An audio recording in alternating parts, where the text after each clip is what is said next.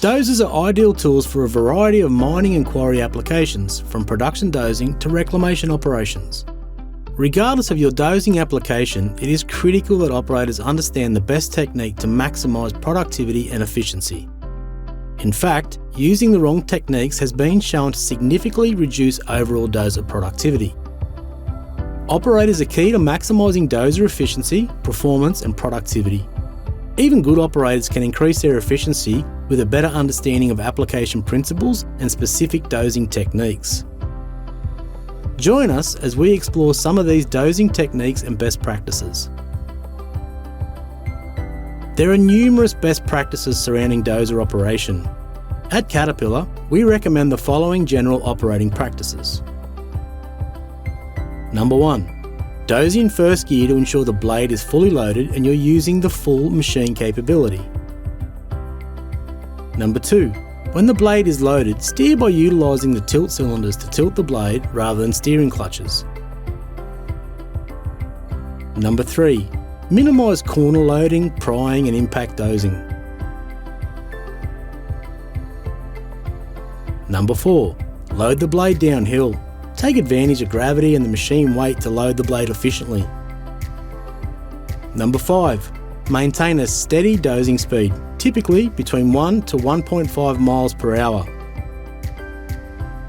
Number 6. Minimise unloaded travel time by using second gear reversals. Utilising the proper slot dozing technique will significantly impact dozing efficiency and productivity.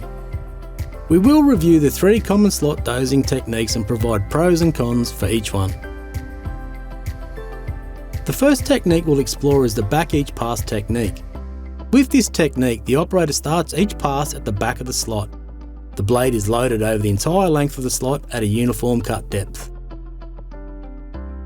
Since the machine travels the entire length of the cut with each pass in both directions, this technique reduces efficiency and productivity by increasing the average push distance for each pass, since the dozer must now travel the same forward and reverse distances each pass.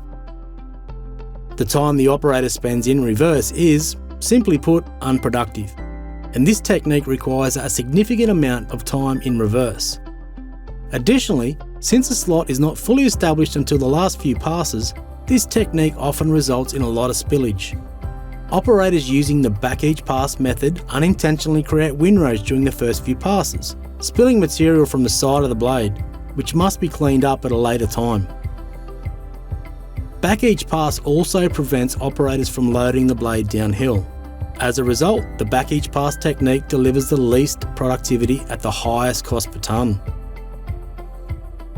The next technique we'll discuss is the back to front method, which is most common in stockpile applications.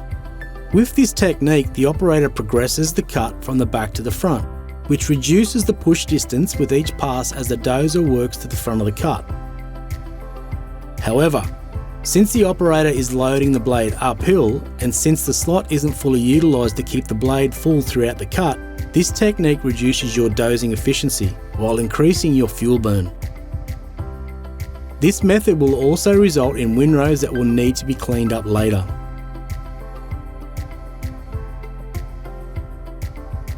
The final dozing technique we're going to discuss is the front to back method, which is the most efficient method of the 3 we've gone over.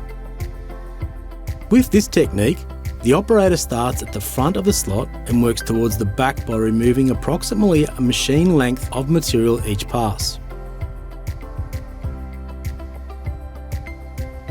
The push distance will gradually increase with each pass, which reduces the average push distance significantly compared to back each pass.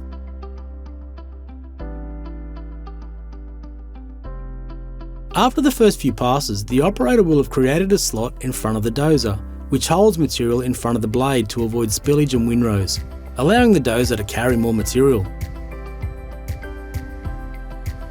This method also enables the operator to load the blade downhill, which leverages weight of the machine and gravity to quickly load the blade.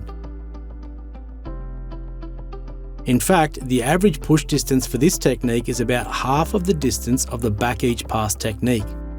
Front to back dozing reduces unproductive reverse time because it uses a stair-step approach to each pass. The carry portion of the cycle gets longer with each pass, minimising unloaded travel distance.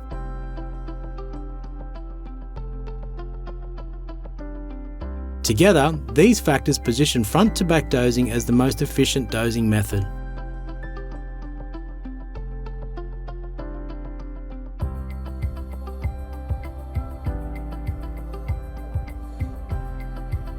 Don't believe us? Watch as our 3 dozer operators put each technique to the test simultaneously. The D9 operator is using the front-to-back technique. The D10 operator is using the back-to-front method, and the D11 operator is using the back each pass technique. The D10 and D11 dozers are starting at the back of the slot.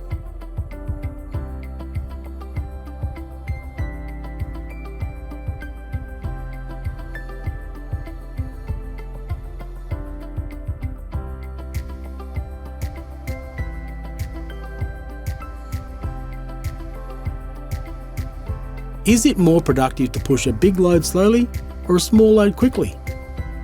A dozer that takes a large load slowly will outproduce one that takes a smaller load faster. Why? You can only push a limited amount of material in higher gears. Pushing the same amount of material in second gear might require 4 passes versus 3 passes for a dozer in first gear. Pushing a small load quickly requires more time in reverse and prevents the operator from pushing full loads. Compare it to moving your household across the country. Would you rather do it in one big trip with a large semi-truck, or would you rather take several trips with a pickup truck? One large semi-truck is more efficient. This is why Caterpillar recommends that large dozer operators use first gear for pushing and second gear for backing up. Front to back, big load slow. Together, these 2 principles will help drive the highest productivity and efficiency for your dozing operation.